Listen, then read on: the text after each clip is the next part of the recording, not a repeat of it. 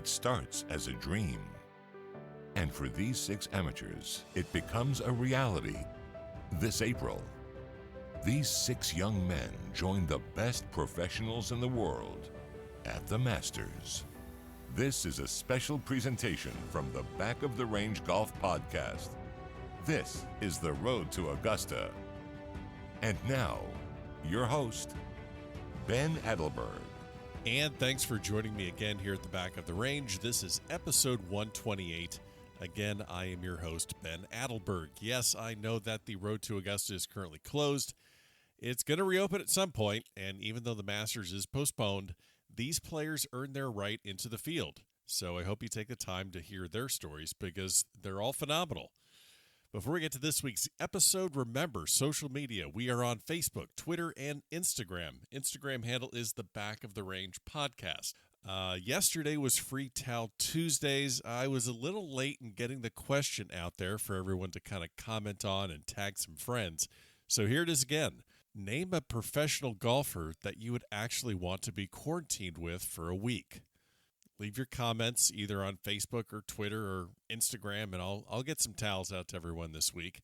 Nothing else to do except put out more episodes, which you know I'm going to do.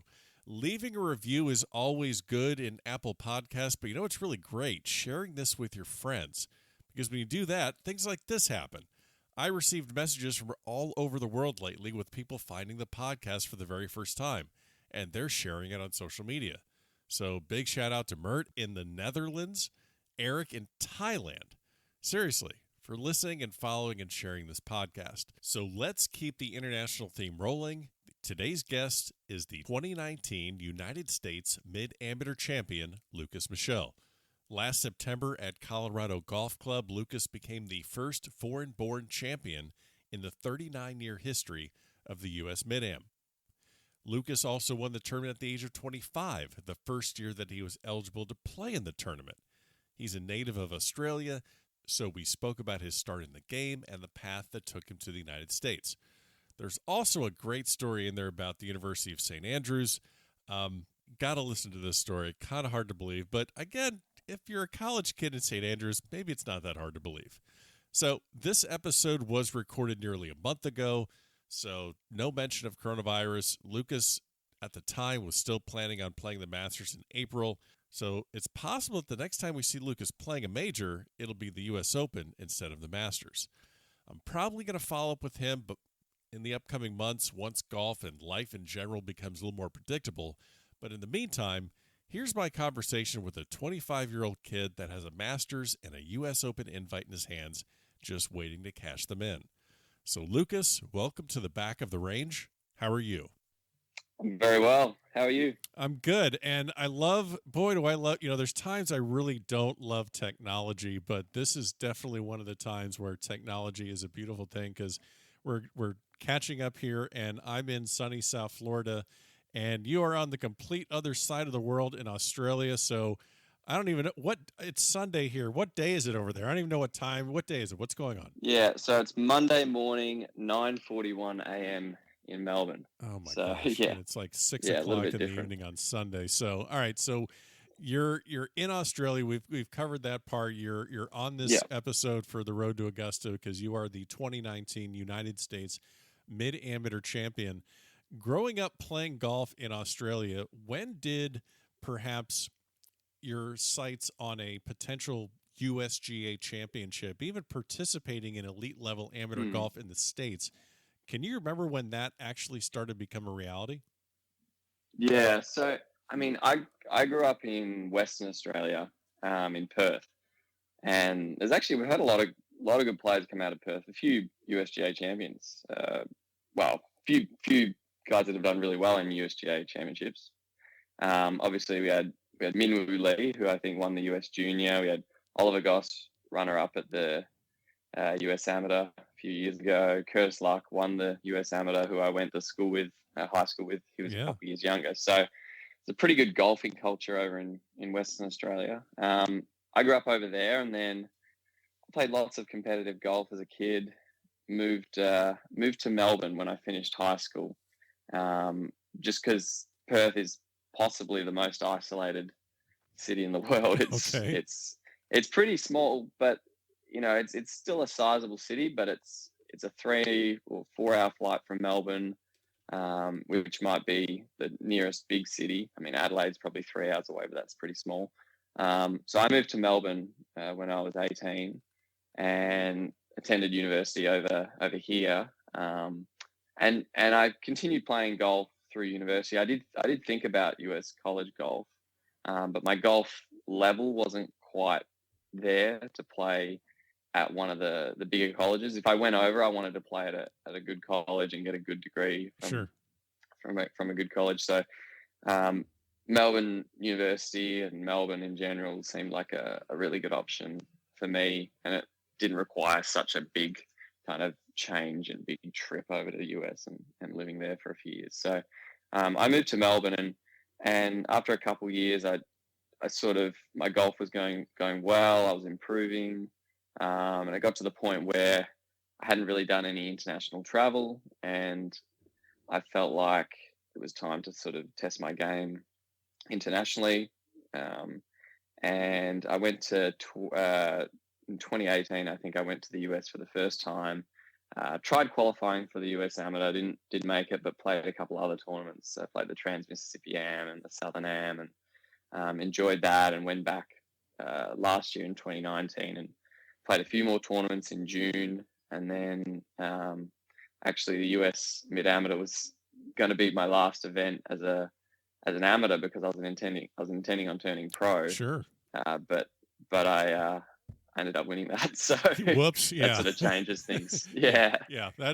Didn't mean to do that, but hey, sure, if it happens, great. I'll be a U.S. Mid Amateur champion. All the things that come with it. Well, I wanted to. So it's, we know about you because you're the U.S. Mid Am champ. You're going to play the Masters. You're going to play the U.S. Open at Winged Foot.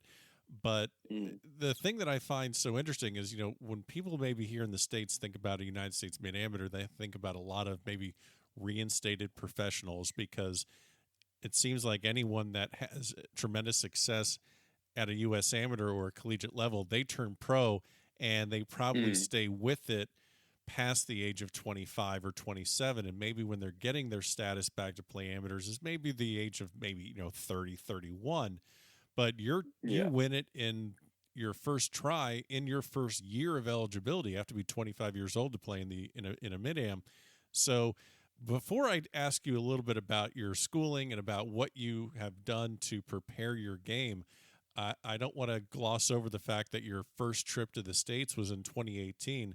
What was perhaps some of the things that you had to acclimate yourself to, not just on the golf course, but just being in the States? I mean, what were maybe some of the culture shocks, or maybe the shocks on the golf course? Yeah, I think when I first came across in 2018, the first place I visited was Columbus in Ohio, and that was really nice. I was with a lovely family. That's probably the greatest thing about amateur events in the States, is the host families that look after you. So the acclimation wasn't really a big deal in terms of getting used to the culture and that, because you stay with great families and they make you feel really, really welcome. So that wasn't a huge deal, but definitely the golf courses took some time to get used to. So definitely there's a lot more rough than we have back in Australia. We tend to not use probably as much water. I think we're a bit more drought prone.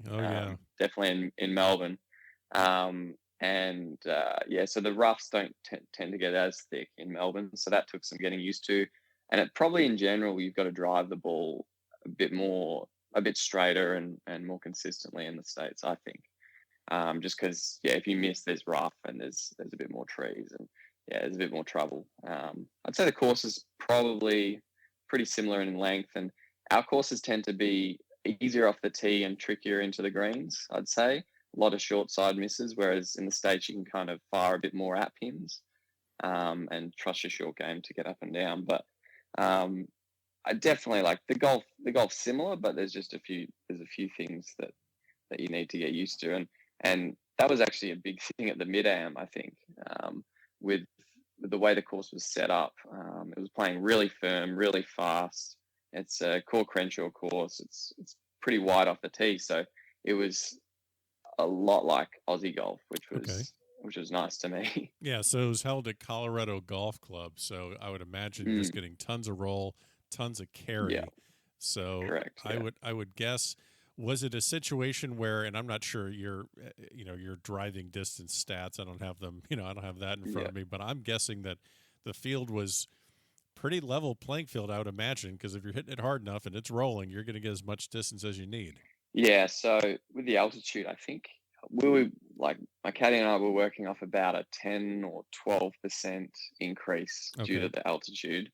And then yeah, there was plenty of rollout. I'm fairly long off the tee, although the guy I played in the final, Joe Duraney, we were pretty similar. Mm-hmm. Um, so length definitely was an advantage around there with the width of the course, I found. But yeah, I think with the the carry, the extra carry and all that, there was a lot more to think about when you were coming into greens, and I think that in a way that kind of made me a bit more distracted by having to do all those calculations and figuring out where it's going to land and where it's going to roll out to and exactly what club to hit. There's a bit more of a calculation process to come to. I'm guessing you were able to manufacture it somewhat okay, considering that your mechanical engineering degree. You have your mechanical engineering degree. Yeah, You went to University of Melbourne, went to University of St Andrews, so definitely. You got where they said, Bob Jones says the toughest place is, the 6 inches on the course, or the 6 inches between your head. So yeah, you got a little bit up there. So I've been to St Andrews. I love that town. So you went yeah, over there on, I guess it was just a semester abroad, so to speak, coming from yeah. Australia. I love that town. So we can talk all about the how Mm. magnificent St Andrews is, but how did that kind of shape your golf game? Yeah, so I spent 6 months over there in St Andrews. So University of Melbourne, fortunately, it has a partnership with the University of St Andrews. So they send a couple students every year back and forward between the two universities. So yeah, I was lucky enough to spend 6 months there. I was part of the Saints golf program, which is their sort of high performance sort of Yeah. university golf team. So I was part of that, and I definitely think Melbourne has can have some pretty wild weather if you've watched any of the tournaments we have, or the Vic Open, for instance, down at 13th Beach gets really windy quite often. So it wasn't too shocking when I got over there. Probably definitely learn a bit more about how to shape my ball and keep it low under the wind, and getting used to dressing up into some bit more colder or clothes to deal with the cold. Oh yeah. Um, wearing mitts and all that, because I was there from September through to August through to December. So I dealt with some pretty cool weather near the end. But yeah, I think it definitely was good for my game to try it on different sorts of golf courses where the ball rolls out maybe even a little bit more than it does in Australia, and different sort of grass types and all that. So I think it was good for my game, and it was also good overall as an experience to live in the town of St Andrews for Oh yeah. 6 months. Which really is the home of golf, like they say. I was living about 200 yards from the first tee on the old course, and I was 3 or 4 floors up, so I had a perfect view across kind of the course and town. It was incredible where I was living, so I was very, very lucky to be able to do that. Now, I feel I can ask you this question, since you have left the university and you've received your degree and they can't take it Yeah. away from you. But is there any chance that you may have hit some golf shots onto the old course from your flat 200 yards away from the course? Is there any chance that may have happened? Yeah, that happened. The Okay. last night I was there. Yeah, the last night I was there. I didn't want to do it Oh, that's smart. during Yeah, my that's smart. time, Yeah. but I knew I was leaving at 7 a.m. the next morning. So the last night I was there, I had a window in the room that could be opened up all the way up to the top, but it still wasn't super wide. But being the engineer that I am, I went to the driving range. I knew it was 150 yards or so.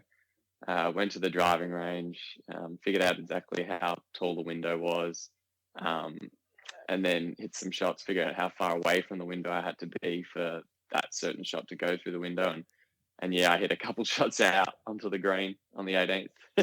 This is kind of like your Bryson DeChambeau moment here, where you got the protractor figuring out launch angles, trying how not to clip the window. Yeah, And, okay, perfect.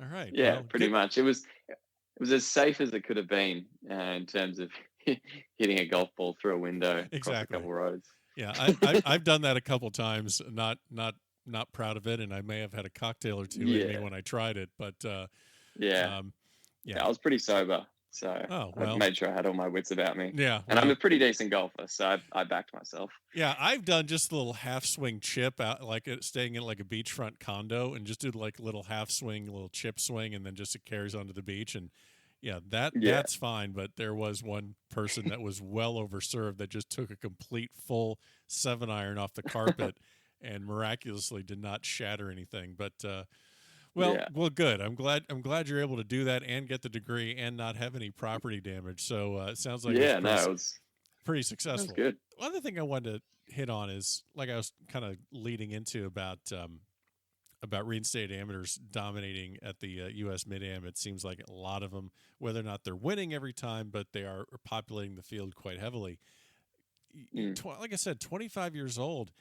How did you make a living and still keep your game sharp so you compete at this level? Is it a 9 to 5 job? Or what kind of not to ask Yeah, really detailed questions about your finances, but I'm just curious, how yeah, are you able to travel? How are you able to compete?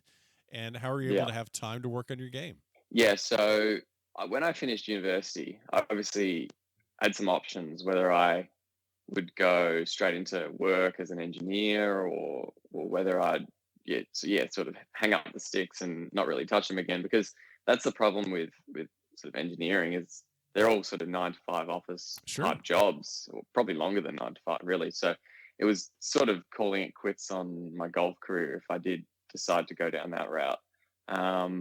But I didn't really want to do that. I'd played golf all my life. I felt like I still had more left in the tank and more potential. So I decided to put a hold on the professional career, in terms of professional as an engineer career, and just play more golf. I was working at a driving range at the time through university, and it was good because, and I still am there. It's during the nights, so I can work like 4 p.m. till 10:30 Sure. in the evenings, which allows me to play and practice during the day. Um, I was also doing a little bit of caddying on the side. I'm not doing as much of that at the moment, just because I want to spend my valuable daytime hours practicing and playing as much as I can in the lead up to Augusta and the US Open. But I've been doing a little bit of that. A friend of mine has a golf business. It's like an indoor practice facility. So I've been sort of helping him out with a bit of stuff, and then recently I been helping out a friend who's a golf course architect. His name's Mike Clayton. He played on the European tour for a bunch of years, and he's just sort of formed his own design company. He's been in the industry for about 20 or 25 years, but he's recently split off from a bunch of partners. He's formed his own business, and he needed a little bit of help, and having the engineering degree and a bit of interest in golf architecture, I was more than happy to help him out. So I've sort of got a lot of a lot of different kind of areas where I'm trying to make a bit of money to just be able to fund my golfing ambitions at the moment. But for the time being, I'm focusing on potentially playing golf and turning professional in the not too distant future, hopefully. So, if I understand this correctly, you're saying that you're kind of a cross between a Danny Noonan from Caddyshack and a Roy McAvoy from Tin Cup that went ahead and won the U.S. Mid-Am with a little bit of an Australian accent thrown in. Is that about right? Yeah, that sounds about right. You That's can actually you can describe it that way. okay. Well, but that's like actually as a purist, as an amateur, as an amateur event.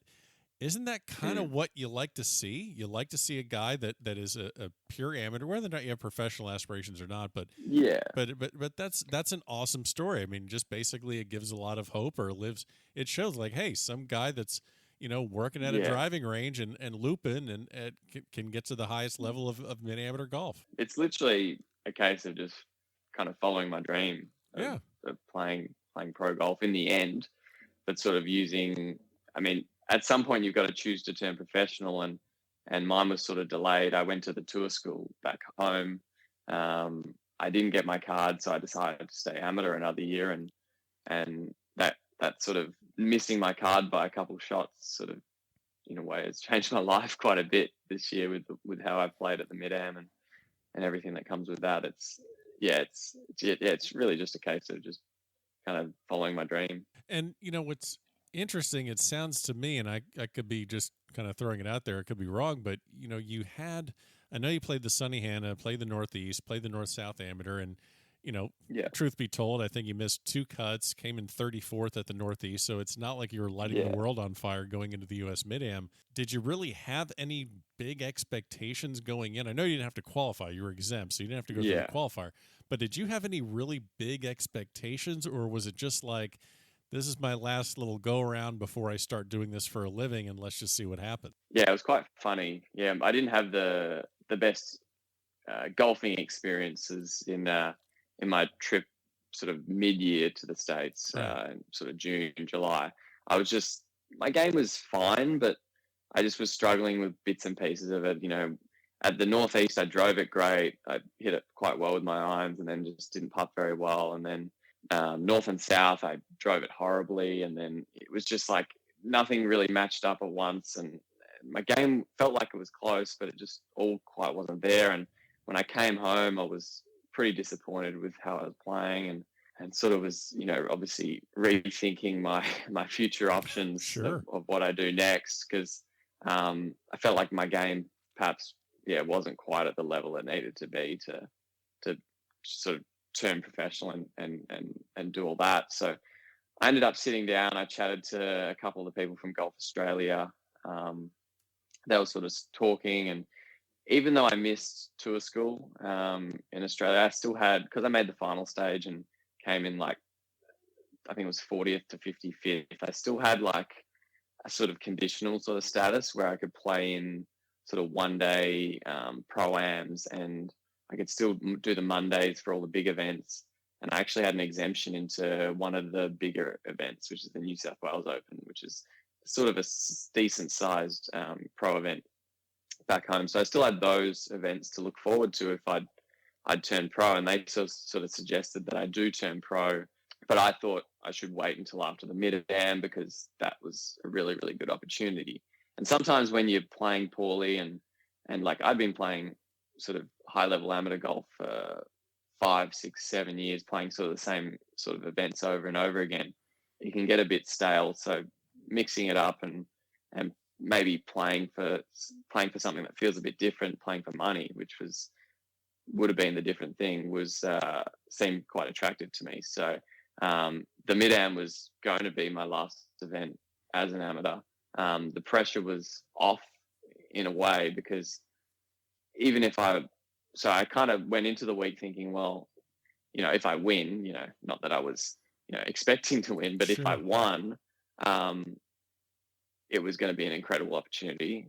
And then if I didn't win, well, I'm going to turn pro, and it's going to be an exciting sort of few months to be able to, change things up a bit and play with a different bunch of people and play for money as well. So it was I kind of went in as a win-win, and I knew I was one of the higher ranked players in the field, but I don't think those World Amateur Golf rankings really reflect the mid-ams that well, because a lot of the guys don't play full schedules, and they've got their status back from being professionals. So there's a lot of good players in there that the World Amateur Golf rankings don't really reflect. So I knew it was a very, very strong field, but I knew I was sort of one of the better sort of players. And when I made it through the stroke play, sort of middle of the pack, didn't play that well, and then kind of got started in the match play, I started to actually play really well. I thought I was a chance from there, but until I got to the semi, I wasn't really thinking about winning. And then I beat Stewart, and then it all became pretty real that it could happen. And oh yeah, no, you have to. That's well said, and it kind of makes sense where you know that there's something else on the other end of that tournament, regardless of whether you win or lose. And Yeah, it's such a long, I mean, it has to be such a long week. I've played in one of them, but I didn't make it to match yeah, play. But I mean, it's 36 holes of stroke play. And also, what people need to remember is who really is used to that altitude, not just of the yeah. golf course, but it's dry. The air is Mm, thin. You got to walk it. You're walking, mm, sometimes 36, depending on how late your matches go. But at that point, who really cares? You're out there that much. You're walking. It's taking its toll. yeah. Um, It was tough. Like I actually got in a bit early just to try and acclimatize for it because I got in. I think it started. I'm trying to remember the exact dates. I think it started on the 14th of September, and I got in on like the 9th. So I got in well early. I actually went up and I played a golf course in Nebraska called Sandhills before because I needed something to do.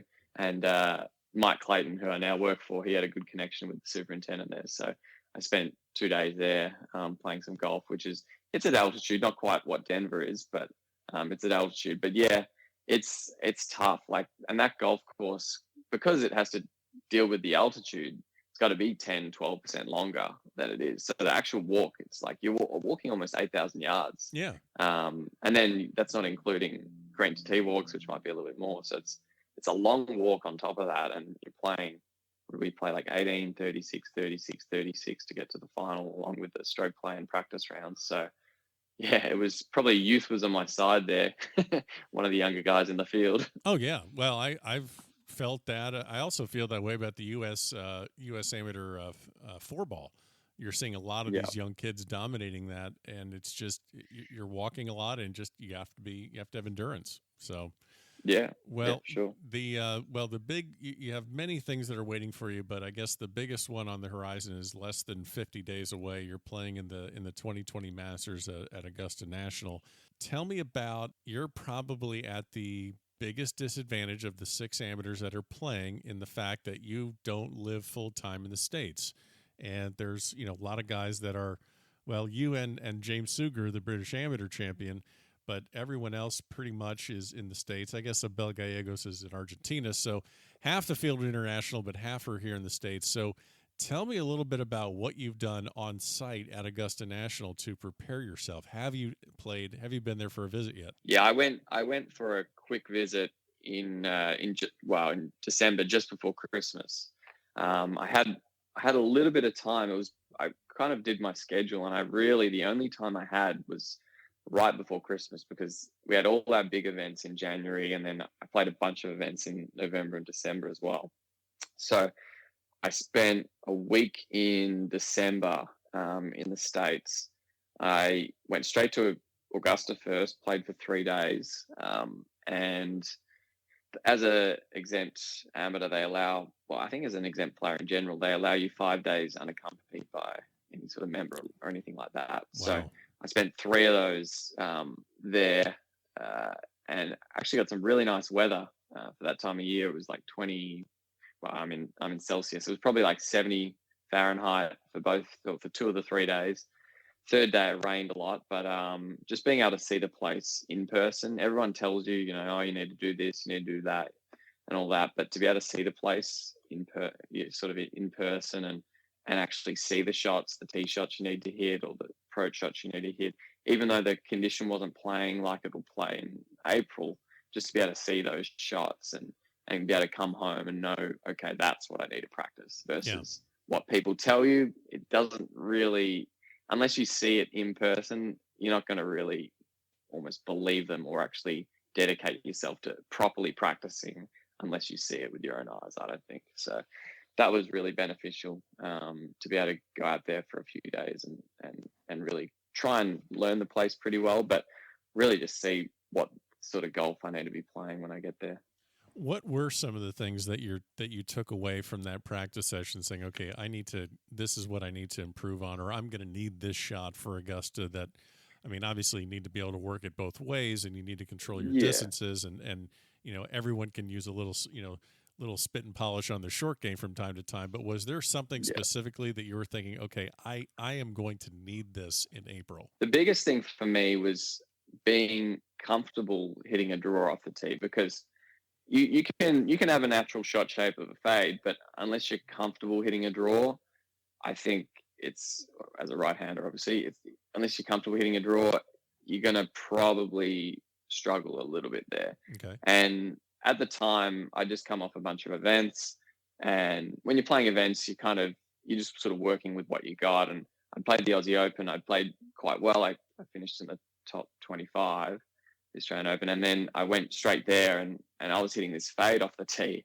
And I got to like the second tee shot of the day on the second hole at Augusta, and I'm like, okay, I'm not comfortable hitting a draw right now, and I'm pretty much, if I'm going to hit driver here, which probably isn't necessary, but if I'm going to hit driver here, I need to hit a draw. And then there's a lot of other tee shots like that where you need to be able to draw it comfortably. And I didn't feel like I quite had that at the time. So that was one big one. I think you've also got to be really precise with your iron play. There's a lot of little segments to every green. To me, the thing I didn't expect, I knew there was a lot of slope on the green, but I didn't realize how bold the internal contouring of the greens were. So there's a lot of times where, even though the greens are quite large, where the pins are, they play very, very small. So you've got to be very precise with your iron play, I think. So that was another thing that I've sort of been trying to work on. So yeah, being able to draw it off the tee and then just fine tuning the iron play a bit more. I feel like my short game's in really good shape, so I'm not too worried about that stuff. And the courses here around Melbourne, we have a lot of that tight grass around the greens. So Sure. I'm not too worried about that. Our greens are very quick down here as well. So I'm pretty confident in my short game. It'll just be fine tuning my long game. Nice. Have you been able to reach out to anyone for, I guess, maybe advice, or anyone that's reached out to you, just, whether it's congratulations or just maybe helping you get more acclimated to Augusta National? I've spoken to a few people, like just before the Australian Open, I spoke to Nick O'Hearn, who's obviously Sure played the Masters a few times, and we sat down for an hour or so and we chatted about the place. That was before I went over there and saw it with my own eyes, but that was really useful, just getting his advice. He just sort of said the same sort of stuff that I sort of told you there. But yeah, unless you see it with your own eyes, it's hard to really believe exactly what people are telling you, even if it is someone like Nick O'Hearn. But yeah, I've spoken to Nick. I've spoken to a bunch of other people. Mike Clayton obviously played on the European Tour. He never played the Masters, but he just sort of suggested, playing a lot of shots off slopey lies, because my home course is quite flat. So he sort of suggested playing around at a bunch of different courses where the lies are a bit more slopey and getting used to that a bit more. I actually grew up on a golf course, a very hilly golf course in Western Australia. So hopefully that sort of stays with me in my DNA a little bit. Yeah, to absolutely. be able to play those shots. But yeah, pretty much what I told you is sort of what I've come away with the advice of everyone, and then also seeing it with my own eyes too. It's too early to figure out who your practice round partners are going to be, but have you? Is that something you're kind of angling for, to get with some players that might be able to assist you a little bit, or is it just kind of show up and see who you get partnered with and just enjoy the experience? Yeah, I've been in touch with Mark Leishman's coach, who coaches a good friend of mine, and I think that one will be fairly easy to line up. And Mark tends to play well there too, so yes, he does.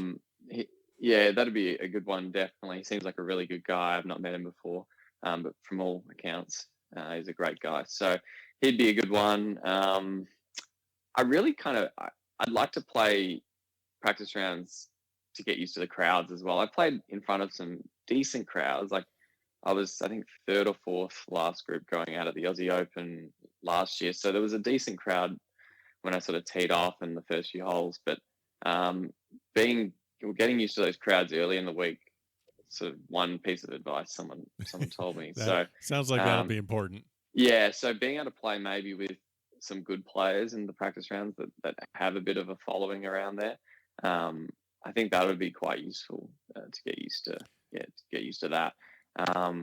But yeah, I haven't really targeted any players. I might try and see. I know a lot of the players sort of line up groups ahead of things, especially some of the good players. But if I can sneak my way into a into a good group with some players that have a big crowd following them, then I wouldn't be against that.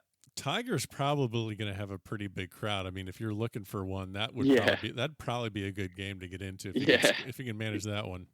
Yeah, that would be a good one. Well, you got I might try my best. Yeah, well, you got the par 3 contest. You have the amateur dinner. Yeah. That you get it's going to be an incredible experience. Now let's ask a real tough question here. Will your caddy from the U.S. Mid-Am, Will Davenport, will he be on the bag?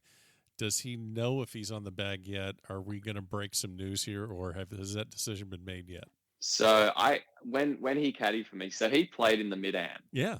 He got knocked out by Stuart Hagestad in the round of 64, I think. So he jumped on my bag from the round of 32, and we were chatting in the semi-final before the final. I said to him, "Oh, like, I've had a great time this week. You know, you're if we win tomorrow, you're as good a chance as anyone as to be on the bag." And then I had to think about it that night. And I thought, you know what? I'm gonna tell Will tomorrow morning that he's on the bag at Augusta if we win, because he'd been great. So I told him that morning that we're going to win this and we're going to Augusta. And I think that pumped him up. It pumped me up because it sort of in some way made me a bit more accountable for how I was playing to play for him and me. So obviously there was times during the final where we were down a few, but I think having his kind of his aspirations to be there at the Masters, sure, sort of riding on my back as well, kind of maybe dig down a little deeper, maybe, and made sure I didn't let that opportunity slip away. So yeah, he's going to be caddying at Augusta. Wow. Well, that actually might be a fun conversation for me to have with him going in as a rookie caddy at Augusta National. Have you spoken to him recently? Like, what's been your communication with him? I mean, obviously you have to handle your game and he has to learn and well, he has to know your game just as well as he did at the US Mid-Am. Have you guys been kind of talking strategy, or how's that been? Yeah, so we've been chatting a bit. Fortunately, so I went to University of St Andrews with a good friend of his, and those people know Augusta members. So fortunately, we're going to be able to go to Augusta, and we're both going to play it in a few weeks in mid-March when I head over. So that's the plan, is for him to learn the place as good as anyone. Hopefully as good as a local caddy, although those guys are pretty good. Oh yeah. So we're going to spend a few days there learning the place as much as we can, and then and he's obviously going to have the opportunity to play it as well. And then from there we can kind of strategize a bit more. But we're going to stay together for a bit there. He's going to actually play the Azalea as well, so we're staying together for that. Yeah. And we've been in contact pretty much, not on a daily basis, but definitely a weekly basis. Since the Mid-Am. We're sending like weekly reports. Okay, here's how far the 7 iron is going this week. Make sure you track that. Yeah, well, the tough thing as well is that he's in yards and I'm in meters, so that actually worked quite well at Colorado, because we're having to do so many calculations anyway that, like, the numbers that were spitting out on paper just sounded ridiculous anyway. Sure. So that wasn't such an issue there, but might take a little bit more sort of convincing at Augusta when the numbers are actually different. Yeah, you guys might want to get on the same page with that, and just so you know, you can't use a laser gun. Can't use. I didn't know if you knew that. They're kind of sticklers there. That's kind of not, you can't do that. So just don't tell Davenport not to have the laser in his pocket. So what, you are not actually the first guest on the Back of the Range that has some ties to the University of St Andrews. If you can, give me a good Alexa Hammer story. So she started at St Andrews at the very same time that I started my semester abroad there. So we played through the same high performance programs,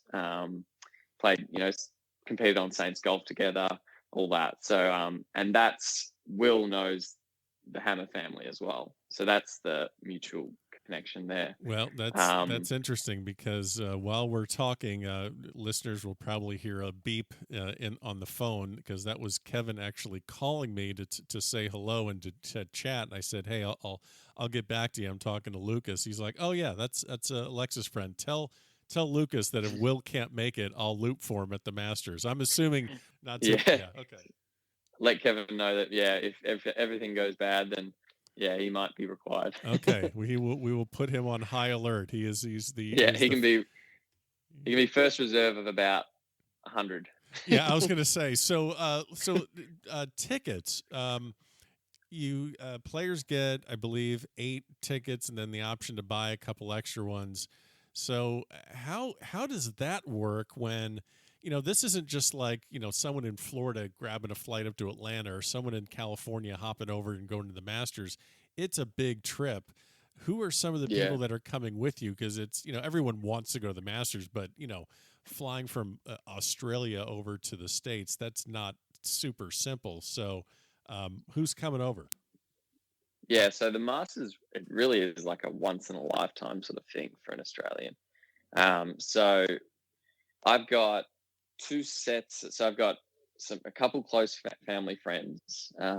So 2 couples that are sort of friends of my parents that are going to be there. So one of the couples lives in Florida for part of the year, and they live in trying to think, but yeah, they live somewhere else for another part of the year. And then I've got another set of family friends from back home, in Melbourne that are going to come over with me.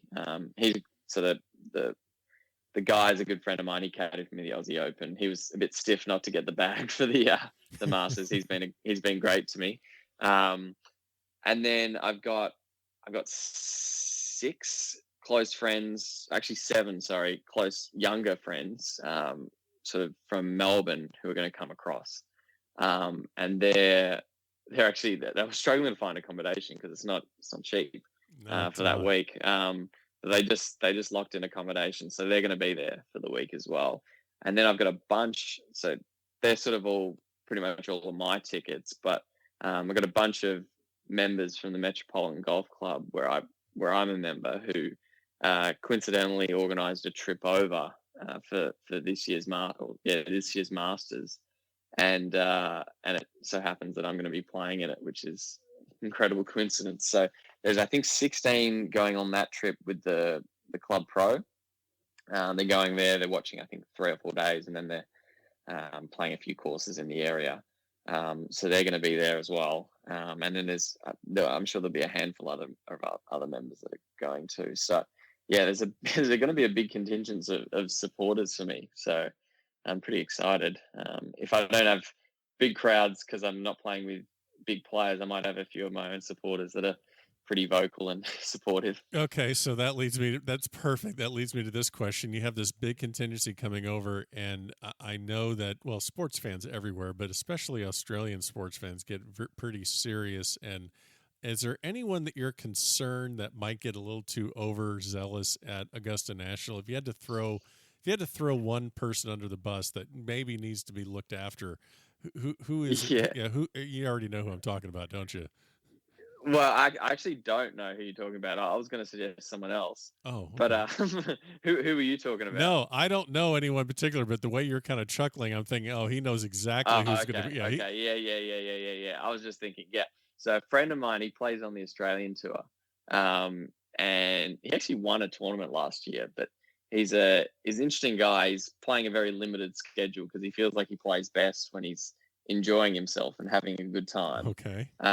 And he's coming along for the week, and I think he's literally there just to have a good time. So I'd be slightly concerned about his state throughout the week.